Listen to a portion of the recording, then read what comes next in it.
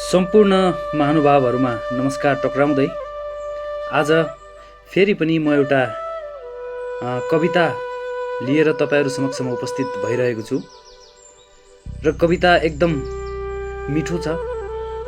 आशा छ तपाईहरुले यस कवितालाई कविताको मनोरञ्जन लिनुहुनेछ। कविताको शीर्षक छ ए कविता। यसको लेखक हुनुहुन्छ श्री प्रहलाद दवाडी, लिङ्मो, पेप्थाङ, दक्षिण सिक्किम। कविता यसरी सुरु हुन्छ। तिमी मनमा आऊ कविता म कलम समाउँछु। तिमी मनमा आऊ कविता म कलम समाउँछु। तिम्रा हरेक शब्द र भावनाहरूमा म सधैँ रमाउँछु। घाँस बाँस र कपासको समस्या त चलिरहन्छ। घाँस बाँस र कपासको समस्या त चलिरहन्छ। म सूर्य नपुगेको ठाउँमा गएर नाम कमाउँछु। म सूर्य नपुगेको ठाउँमा गएर नाम कमाउँछु।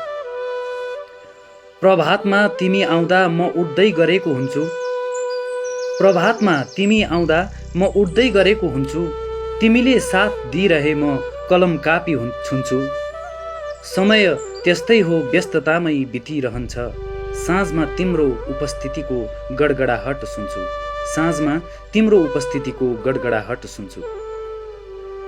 जाली फुट्ने गरी सुन्छु कविता लेखेर खान दिन्छ। जाली फुट्ने गरी सुन्छु कविता लेखेर खान दिन्छ। धन नभएको मान्छेलाई के सम्मान दिन्छ। कसले पढ्छ कविता अनि कथा पुस्तक आजकल।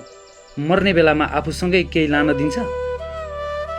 मनमा नै भन्छु यसले मलाई भावनाको दान दिन्छ। मनमा नै भन्छु यसले मलाई भावनाको दान दिन्छ। विद्वानहरूको संगतमा तालीको सम्मान दिन्छ। सम्पत्ति कमाउनेले चाहिँ मर्दासँगै के लगे हँ। सम्पत्ति कमाउनेले चाहिँ मर्दासँगै के लगे हँ। कविताले मलाई निष्कलङ्क पहिचान दिन्छ। कविताले मलाई निष्कलङ्क पहिचान दिन्छ। धन्यवाद।